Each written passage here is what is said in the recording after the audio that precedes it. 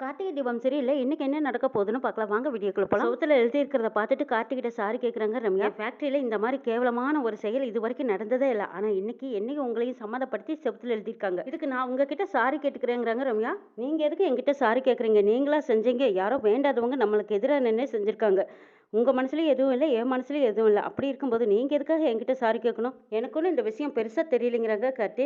நல்ல வேலை கார்த்தி, இது எங்க நீங்க பெருசா எடுத்துக்குவீங்களோன்னு நான் நினைச்சேன். கிரேட் கார்த்தி, நீங்க பெருசா எடுத்துக்காத வரைக்கும் ரொம்ப நல்லது. சரி, நீங்க சாப்பிட போங்க, நானும் போறேன்னு சொல்லிட்டு ரம்யா அங்கிருந்து போறாங்க. மாணிக்கம் கார்த்தி கிட்ட சொல்றாங்க, நீ நிஜமாலுமே பாகுபலிதான்ப்பா. எவ்வளவு பிரச்சனை வந்தாலும் ரொம்ப ஸ்ட்ராங்கா கம்பீரமா நிக்கிறியப்பா. நீ பெரிய ஆள் தான்ப்பா. நீ என்கிட்ட தொழில் கத்துக்கிற மாதிரி இதெல்லாம் நானும் உன்கிட்ட கத்துக்கணும்ப்பா. சரி, நீ வாங்க போலாம் அப்படின்னு கார்த்தியும் மாணிக்கமும் அந்த இடத்த விட்டு போயிடுறாங்க. ரம்யா ஒரு தொழிலாளரை ரூமுக்கு கூப்பிட்டுருக்காங்க.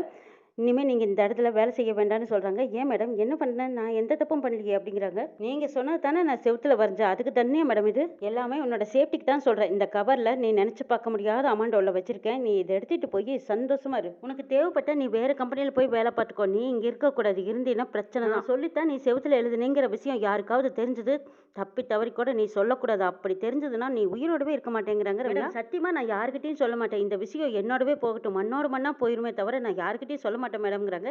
சரி, அந்த கவரை பொடின்னு சொல்றாங்க. கவரை வாங்கிட்டு அவரும் அங்கிருந்து போயிடுறாங்க. கார்த்தி, என்னோட விளையாட்டு ஆரம்பிச்சிட்டேன். இன்னும் ஸ்ட்ராங்கா இருக்கும். போக போக பாரு என்னோட விளையாட்டு என்னங்கிறது உனக்கு புரியுங்கிற. தீபா ரூம்ல கட்டிலுக்கு ஒத்த கையிலேயே பெட்ஷீட் போட்டுட்டு இருக்காங்க. கார்த்தி வந்து, எங்க எதுக்குங்க இந்த வேலையெல்லாம் செஞ்சுட்டு இருக்கிறீங்க? பெயின் அதிகமாயிட்டா என்ன பண்ணுவீங்கன்னு கேட்குறாங்க. சார், ஒத்த கையில தானே அடிபட்டிருக்கு, ஒரு கை நல்லா தானே இருக்கு, அதுல செஞ்சா என்னங்கிறாங்க. நீங்க ஒரு வேலையும் செய்ய வேண்டாம், ரெஸ்ட் எடுங்கங்கிறாங்க. எங்க அத்தையும் ஒரு வேலையும் செய்ய வேண்டாங்கிறாங்க. நீங்களும் ஒரு வேலையும் செய்ய வேண்டாம்னு சொல்றீங்க. சும்மா இருந்தா எனக்கு போர் அடிக்குமில்லைங்கிறாங்க தீபா. போர் அடிச்சா புக்கு படிங்க, பாட்டு கேளுங்க, இல்லைன்னா டிவி பாருங்க. சரி, சாப்பிட்டீங்களா? சாப்பிட்டேங்கிறாங்க. சரி, சாப்பிட்டதும் மாத்திரை போட்டீங்களாங்கிறாங்க. தீபா சமாளிக்கிறாங்க. கொஞ்ச நேரத்துக்கு முன்னாடி அத்தை 2 மாத்திரை கொடுத்தாங்க, அதை சாப்பிட்டேன், வாயெல்லாம் கசக்குதுங்கிறாங்க. எங்க மாத்திரைனா கசக்கத்தான் செய்யும், சாப்பிட்டதும் மாத்திரை போடணுமில்ல, அப்பதானே கை சரியாகும். மாத்திரைனா கசக்கத்தான் செய்யும், இனிப்பாவா இருக்கும்னு சொல்லிட்டு இருக்கும்போது ஃபோன் வருது. போய் ஃபோன் அட்டன் பண்றாங்க தீபா. அங்க ரம்யா தான் பேசுறாங்க. சொல்ல அம்மாங்கிறாங்க. கைவலி எப்படி இருக்கு, சாப்பிட்டியான்னு கேட்குறாங்க. சாப்பிட்டேன், ஆனால் மாத்திரை சாப்பிட்றதுக்கு தான் போராட்டமாக இருக்கு. ஏன், என்னாச்சுன்னு ரம்யா கேட்குறாங்க. இல்லை, மாத்திரை ரொம்ப கசப்பாக இருக்கா, அதை சாப்பிட்றதுக்கு தான் எனக்கு பிடிக்கவே இல்லைங்கிறாங்க தீபா. மாத்திரைனா கசக்கத்தான் செய்யும், சாப்பிட்டா தானே கைவலி சரியாகுங்கிறாங்க ரம்யா. ரம்யா, நீயும் என் வீட்டுக்காரர் மாதிரியே பேசுகிற. அவர் தான் கம்பல் பண்ணி மாத்திரை சாப்பிட்டே ஆகணுங்கிறாங்க. நானும் கசப்பாக இருக்குன்னு சொல்லி பார்க்குறேன், என்னை வற்புறுத்துறாங்கன்னு சொல்கிறாங்க தீபா. நீ என் வீட்டுக்கு வந்துட்டு என் வீட்டுக்காரரை பார்க்க முடியாமல் போச்சுல்ல, இதோ என் பக்கத்தில் தான் இருக்காரு, நான் அவர்கிட்ட ஃபோனை கொடுக்குறேன், நீ பேசுறியேன்னு கேட்குறாங்க தீபா. அதெல்லாம் வேண்டாம், அவர்கிட்ட நான் என்னத்தை பேசிட்டு ஒன்றும் வேண்டாம் அப்படிங்கிறாங்க ரம்யா. இருடி இரு, அவர் பக்கத்தில் தான் இருக்காரு, பேசு அப்படின்னு சொல்லிட்டு வற்புறுத்தி கொடுக்குறாங்க தீபா. இந்தாங்க, அம்மு லைன்ல இருக்கா, பேசுங்கன்னு சொல்றாங்க. ஒரு நிமிஷம் அப்படின்னு ரம்யா சொல்ல கொடுத்துட்டாங்க தீபா. அந்த பக்கமா கார்த்தி ஹலோ ஹலோங்கிறாங்க. அவங்க குரல் கேட்டதும் ரம்யாவுக்கு அப்படியே என்னமோ பண்ற மாதிரி இருக்கும் போல இருக்கு. கண் அங்க திரட்டி திரட்டி முழிச்சுக்கிட்டு நிக்கிறாங்க, பேசாம இருக்காங்க. கார்த்தி ஹலோ ஹலோன்னு கூப்பிட்டு பாக்குறாங்க. ரம்யா எதுவுமே பேசல. இந்தாங்க சைலண்டா இருக்கு, என்னன்னு தெரியல அப்படின்னு சொல்லிட்டு கார்த்தி தீபா கிட்ட போன கொடுத்துட்றாங்க. ஹலோங்கிறாங்க. தீபா சொல்லுடிங்கிறாங்க. என்னடி, என் ஹஸ்பண்ட் பேசும்போது நீ பேசல அப்படிங்கிறாங்க. ஆமா, கொஞ்ச நேரம் சிக்னல் கிடைக்கலைங்கிறாங்க ரம்யா. ஹஸ்பண்ட் கிட்ட பேசலான்னு ஆர்வமா தான் இருந்தா, ஆனா சிக்னல் கிடைக்கலையே, என்னடே பண்றதுங்கிறாங்க. சரி இரு, இப்போ கொடுக்குறேன்னு பேசுங்கிறாங்க. அதெல்லாம் ஒன்றும் வேண்டாம், பரவாயில்ல விடுங்கிறாங்க ரம்யா. எனக்கு பிஸ்னஸ் விஷயமா அர்ஜென்ட்டாக ஒரு கால் வந்துட்டு இருக்கு, நான் அதை பேசணும், ஹஸ்பண்ட் கிட்ட நான் இன்னொரு நாள் பேசுகிறேங்கிறாங்க ரம்யா. சரிடி அப்படின்னு சொல்லிட்டு தீபாவும் ரம்யாவும் ஃபோனை கட் பண்ணுறாங்க. நல்லா எவ்வளோ போல்டாக இருப்பேன், ஆனால் ஏன் இப்படி வெக்கப்படுறேன் அப்படின்னு நினைக்கிறாங்க ரம்யா.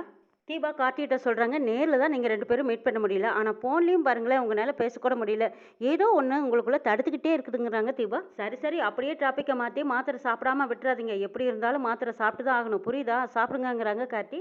எங்க மாத்திரை சாப்பிட்டு தான் ஆகணுமான்னு கேட்குறாங்க. எங்க கை சரியாக வேண்டாமா, மாத்திரை எங்கே இருக்குது அப்படின்னு கார்த்தியை மாத்திரை எடுத்து கொடுக்குறாங்க. இந்த மாத்திரையை சாப்பிட்டா ரொம்ப நேரம் வாயில் கசப்பாக இருக்குங்கிறாங்க. ஆமாம், கை சரியாக வேண்டாமா, மாத்திரையை சாப்பிட்டு சரி ரெஸ்ட் எடுங்க, நாளைக்கு ஹாஸ்பிட்டல் போகணுங்கிறாங்க கார்த்தி.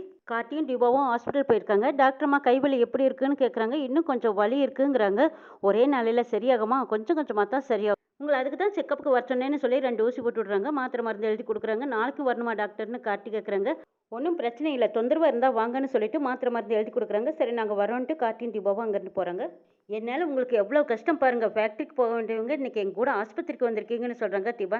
இதெல்லாம் ஒரு கஷ்டமானு சொல்லிட்டு மெடிக்கலுக்கு போயிருக்காங்க. தீபா வெளியிலேயே நின்றுட்டு பார்த்துட்டு இருக்கிறாங்க. அந்த பக்கமாக வண்டிக்கு பக்கத்தில் அந்த கத்தியால் குத்த வந்த வீரா அங்கே நின்றுட்டு இருக்கிறான்.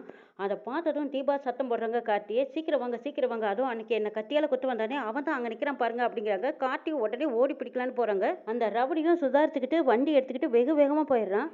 கொஞ்சம் தூரம் போனதுமே ரம்யாவுக்கு ஃபோன் அடித்து சொல்கிறான், அந்த தீபாவோட ஹஸ்பண்டு என்னை பார்த்து தான் என்னை பிடிக்கிறதுக்காக வந்தான், நான் அவங்ககிட்ட இருந்து எஸ்கேப் ஆகி வந்துட்டேன்னு சொல்கிறாங்க.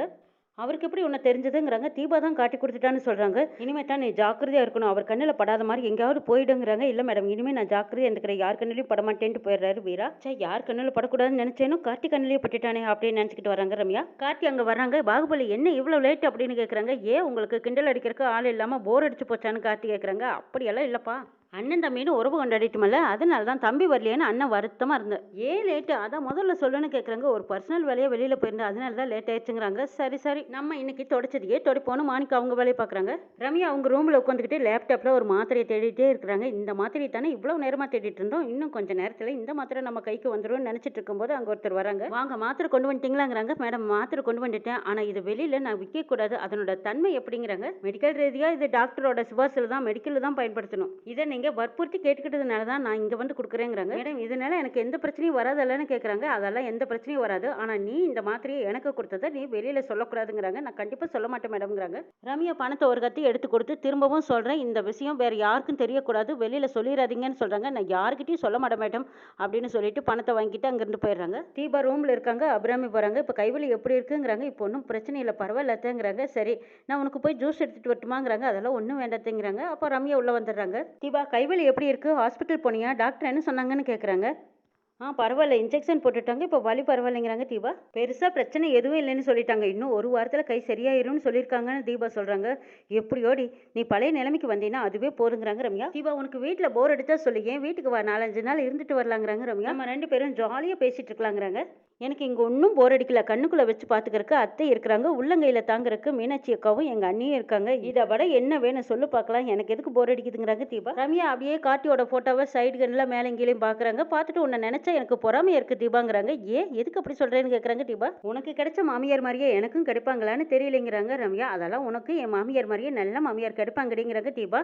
இன்னும் கொஞ்ச நாளையில் உன் மாமியாரே எனக்கு மாமியார் ஆக்கி கட்டுறேன் பாரடி தீபான்னு நினைக்கிறாங்க ரம்யா. என்னம்மா ஏதோ யோசனையில் இருக்கிற மாதிரி தெரியுதுங்கிறாங்க அபிராமி. அதெல்லாம் ஒன்றும் இல்லாண்டி, இது தீபாவுக்காக இந்த ஃப்ரூட்ஸ் எல்லாம் நான் வாங்கிட்டு வந்தேங்கிறாங்க. கீழே பார்த்தா யாரையுமே காணா, இந்த ஜூஸை நீங்களே போய் ஜூஸ் போட்டு எடுத்துகிட்டு வரீங்களா, இல்லை என் ஃப்ரெண்டுக்கு நானே போய் போட்டு வரட்டுமாங்கிறாங்க. இல்லைம்மா, நானே போய் போட்டு எடுத்துகிட்டு வரேன். சரி, நீ என்ன சாப்பிட்ற, உனக்கும் ஜூஸே போதுமா, இல்லை காப்பி போட்டு எடுத்துகிட்டு வரட்டுமாங்கிறாங்க. இல்லை ஆண்டி, நீங்கள் எது போட்டுக்கிட்டு வந்தீங்கனாலும் சரிங்கிறாங்க. அபிராமி அந்த பழங்களெல்லாம் வாங்கிட்டு கீழே போயிடுறாங்க. ரம்யா வெச்ச கண்ணு வாங்காமல் கார்த்தியோட ஃபோட்டோவையே பார்த்துட்டு இருக்கிறாங்க. இது தீபா கவனிச்சிடுறாங்க. என்னமோ என் வீட்டுக்காரோட ஃபோட்டோவையே பார்த்துட்டு இருக்கிறேன்னு கேட்குறாங்க. இல்லை தீபா, நான் 2-3 தடவை உன் வீட்டுக்கு வந்திருக்கேன், ஆனால் உன் ஹஸ்பண்டை பார்க்கவே முடியல, மீட் பண்ணவே முடியல, ஏதோ ஒன்று தடுத்துக்கிட்டே இருக்குதுங்கிறாங்க. ஆமாண்டி, அதான் எனக்கு ஒன்றும் புரியல, சீக்கிரமாக நேரில் பார்த்து பேசலான்னு சொல்கிறாங்க தீபா. அதுக்குள்ளே அபிராமி ஜூஸ் கொண்டு வர்றாங்க. என்ன ஆண்டி, அதுக்குள்ளே ஜூஸ் கொண்டு வந்துட்டீங்களா, சரி கொடுங்க, என் ஃப்ரெண்டுக்கு நானே கொடுக்குறேன்னு அந்த டம்ளரை கையில் வாங்கிக்கிறாங்க ரம்யா. தீபா, இங்கே கொண்டேன்னா சாஞ்சு கொண்டு குடிக்க முடியாது, அப்படி போய் கொண்டுக்கோங்கன்னு சொல்கிறாங்க அபிராமி. தீபாவும் அப்படி ஓரமாக கட்டல் ஓரத்தில் போய் சாஞ்சு கொடுறாங்க. அதுக்குள்ளேயே ரம்யா கில்லாடி வேலைத்தனம் பண்ணிடுறாங்க. அவங்க பர்சில் இந்த மாத்திரை எடுத்து ஜூஸில் கலக்கிடுறாங்க. அந்த ஜூஸை வாங்கி திரும்பவும் அபிராமி அம்மா தான் தீபா கையில் கொடுக்குறாங்க. தீபா, கொடுங்கத்தை நானே குடிச்சுக்கிறேன்னு சொல்லி வாங்கி குடிச்சிடறாங்க. மனசுக்குள்ள வெறித்தனமா நினைக்கிறாங்க, இந்த ஜூஸை குடிச்சிட்டியல, இனி நீ என்ன ஆக போறேன்னு பாருன்னு நினைக்கிறாங்க. தீபா, நல்லா ரெஸ்டடு, வெளியில எங்கேயும் போயிடாத, சரி நான் கிளம்புறேன் அப்படின்னு சொல்லிட்டு ரம்யா அங்கிருந்து கிளம்புறாங்க. உன் ஃப்ரெண்டை நான் பாத்துக்கிறேன், நீ போயிட்டு வாமான்னு சொல்றாங்க அபிராமி. ரம்யா அங்கிருந்து போயிடுறாங்க. சரி, எனக்கு கிச்சன்ல வேலை இருக்கு, நான் போய் அதை பாக்குறேங்கிறாங்க அபிராமி. அத்தே, எனக்கு இங்கேயே இருக்க போர் அடிக்கு, நானும் உங்களோட வரேன் கிச்சனுக்குங்கிறாங்க தீபா. நானும் உங்க கூட வந்து ஹெல்ப் பண்றேங்கிறாங்க. என்ன விளையாடுறியா, உன் கையிலேயே அடிபட்டு இருக்கு, நீ எப்படி எனக்கு வந்து ஹெல்ப் பண்ணுவேன்னு கேட்குறாங்க அபிராமி. நீ நல்லா ரெஸ்டடு, நான் போய் எல்லா வேலையும் பார்த்துக்கிறேன்னு சொல்லிட்டு அபிராமி அங்கேருந்து போயிடுறாங்க. ரம்யா ஃபேக்ட்ரிக்குள்ள வராங்க. வந்ததுமே கார்த்தி தான் வெச்ச கண்ணு வாங்காமல் பார்த்துக்கிட்டே இருக்கிறாங்க. டே கார்த்தி, இன்னும் கொஞ்ச நேரத்தில் உன் பொண்டாட்டி என்னாக போறான்னு பாரு, அது தெரியாமல் நீ இங்கே மாங்குன்னு வேலை செஞ்சுட்டு இருக்கிறேன்னு நின்று பார்த்துக்கிட்டே இருக்கிறாங்க ரம்யா. தீபாவுக்கு ஜூஸ் குடிச்சதுமே வாந்தி மயக்கமாக வருது. அவங்கனால நிலைய உட்காந்துருக்க முடியல, என்ன நடக்க போகுதுங்கிறதுன்னு தெரியல. தீபானால எதுவுமே முடியாமல் அப்படியே சரிஞ்சு சாஞ்சு விழுந்துடுறாங்க.